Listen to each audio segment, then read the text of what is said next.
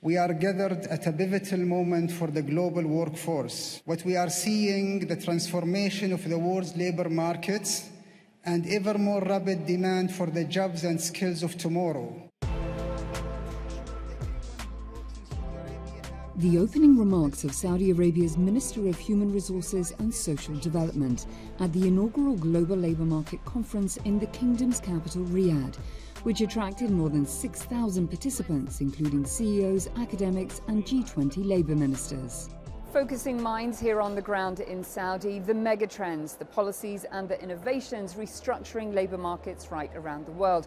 Also being discussed how best to build sustainable workforces for sustainable economies.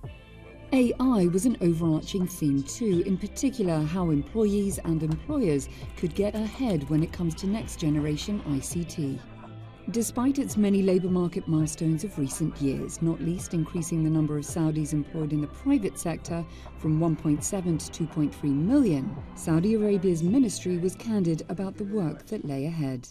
As you know, the theme of this conference is more toward the AI and the artificial intelligence. And the latest statistics says that it's more than 133 million jobs will be created from now until 2030. We need to improve the skills of the labor to be ready for these jobs.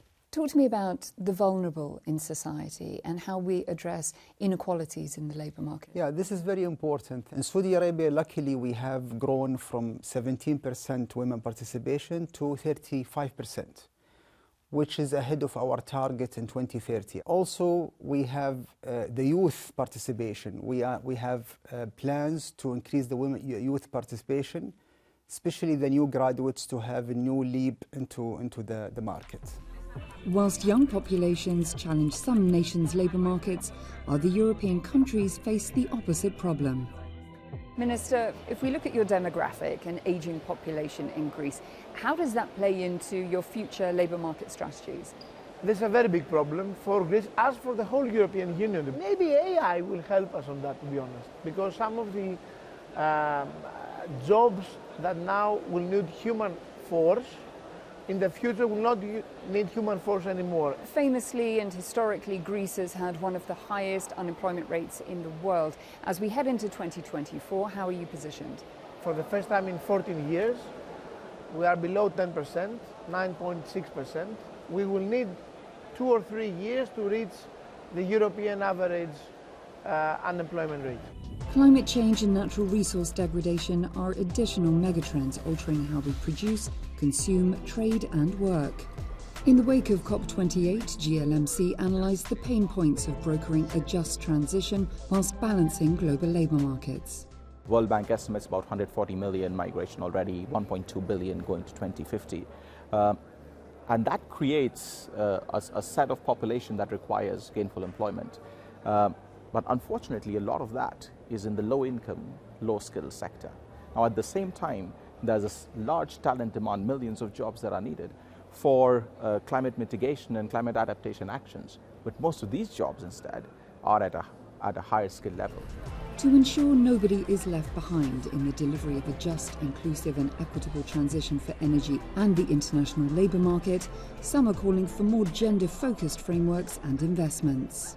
Women, for example, make up a large proportion of the agricultural sector.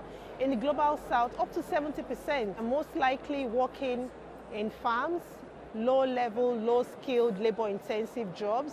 So when climate change strikes and you have flooding, jobs are lost, lands are lost, she has to work harder, sometimes pull her children out of school to join her. Now, these children will contribute to future unskilled labour markets.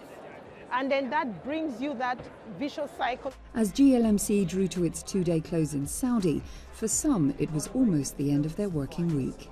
We call it the 100-80-100 rule. 100% pay, 80% time, provided you get 100% productivity. And who would have thought that healthier, happier, more engaged employees would be more productive? And the productive discussions will continue in the year ahead until GLMC delegates and decision makers reconvene for the event's second edition in Saudi next year.